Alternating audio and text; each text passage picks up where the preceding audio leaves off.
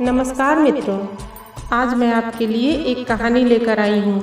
तो आइए सुनते हैं कहानी। मैं रोज़ सुबह उठकर किरण बुआ के घर जाता था।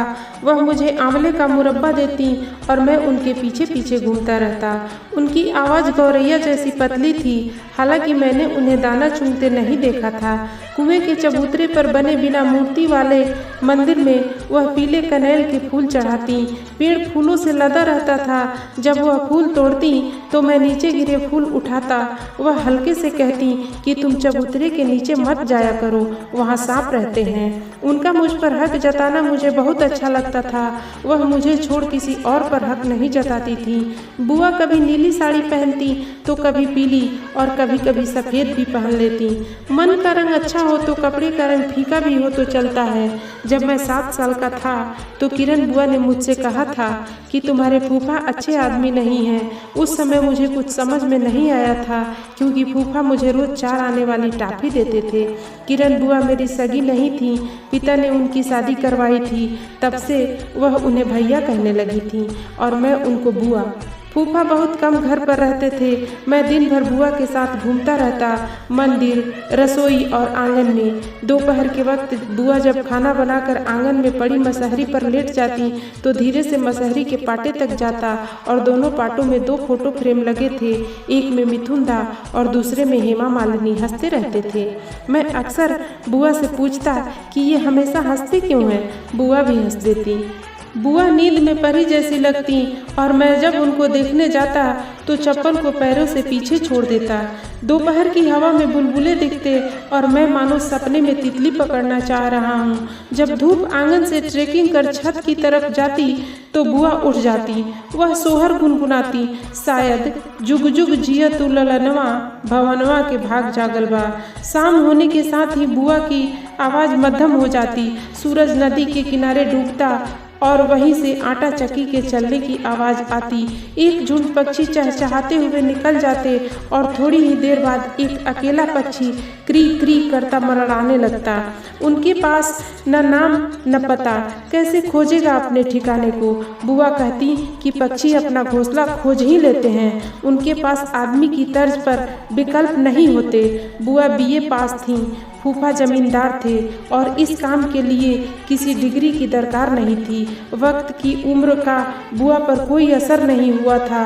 वह अनार के फूल जितनी ताजी दिखती। बुआ की यही तस्वीर मेरे जेहन में फोटो फ्रेम में मढ़ गई। शाम में मुझे खाना देने के बाद बुआ रसोई की सफाई करने लगती। मैं सो जाता और रात को घर में हल्ला होता। फूफा शराब पीकर आते और बुआ की रात से सकते हुए बीतती। शादी की पहली रात से फूफा में बुआ अपने पति को नहीं खोज पाई थी। रात जो भी करती है दबे पांव क्यों करती है। ओह मेरी प्यारी रात। आज मैं जब चिल्ड्रन रिमांड होम में अपनी रिहाई के आखिरी साल और बालिग होने का इंतजार कर रहा हूँ तो तुम मुझे बुरी यादों की ओर फिर से ढकेल रही हो। रिमांड होम मेरा दूसरा घर बन गया है। मैं फिर से बुआ के आसपास क्यों उलझ गया हूँ। उस दिन भी तो मैंने बुआ से कहा था, आज तुम इतनी गुमसुम क्यों हो। बुआ फूल तोड़ती रहीं और गुनगुनाती रहीं, मेरी तरफ देखा भी नहीं। मैंने फिर कहा मुझे भूख लगी है और बुआ मुस्कुरा दी। बुआ ने पूजा घर में जाने से पहले सहतूत की फलियां दी, लाल और पकी हुई। मैंने गप से मुंह में डाल ली। मुझे अपनी जीभ सिकोड़नी पड़ी क्योंकि सहतूत खट्टे थे। मैं पूजा घर के बाहर बैठा नीलकंठ पक्षी को देखता रहा। नीले रंग के पंख वाला नीलकंठ पूजा घर के मुहाने तक जाता और बुआ को देखकर फुर से उड़ जाता। मैंने 1-2 बार उसके पास जाकर पूछना भी चाहा, क्या माजरा है, बुआ अच्छी लग रही हैं या बुआ से बात करनी है, लेकिन मेरे मुड़ने से पहले वह उड़ने लगता। उड़ते हुए वह खुश दिखाई देता। बुआ ने मुझे पक्षियों से बात करना सिखाया था। पूजा घर से जब बुआ प्रसाद लेकर निकलती तो पक्षियों को खिलाती। कौवा सबके हिस्से का खाने की सोचता, मैं उस पर नजर रखता। दिन भर में इसी समय बुआ गुस्सा होती और कहती, तेरे फूफा जी के पुरखे हैं ये कौवे, दिमाग तो खाते ही हैं लेकिन सबके हिस्से का खाना भी चाहते हैं। शाम को मैंने खाना खाया और सुबह बुआ बुआ के पूजा घर में ढेर सारा धुआं मिला। बुआ नहीं मिली। मेरी माँ मेरे पास बैठी थी। मैंने कहा बुआ कहाँ है? वह बोली बीमार है। मैं रोने लगा।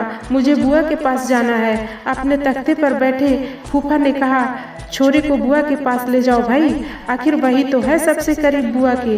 इसके बाद फूफा ने पुलिस वाले से पूछा था कि अब आगे क्या करना है। मेरा दिल बैठने लगा था। मैं अपनी माँ के साथ रिक्शे पर बैठकर जेडी मेमोरियल अस्पताल पहुँचा। वहाँ बुआ को कांच के एक कमरे में बंद किया गया था। उसकी साड़ी का रंग रात की हवाओं के रंग से मिल रहा था। सुबह इतनी चुभने वाली कैसे हो गई? बुआ मेरी तरफ देख नहीं रही थी। मैंने माँ से पूछा बुआ को क्या हुआ? माँ ने कहा खाना बनाते हुए जल गई। बुआ ने खाना मुझे खिलाने से पहले ही बना लिया था, फिर क्यों बनाने लगी? क्या रात का कोई भटका पक्षी फिर से आ गया था? मैंने माँ से कहा मुझे बुआ से बात करनी है। बुआ ने इतना कहने का मौका कभी नहीं दिया। माँ एक डॉक्टर से बात करने लगी। मैं कांच वाला दरवाजा खोलकर बुआ के बिस्तर पर चला गया। न जाने कैसी गंध थी पूरे कमरे में, दवा की नहीं थी। ऐसा लगा दुख के पानी से कमरे में पोछा मारा गया हो।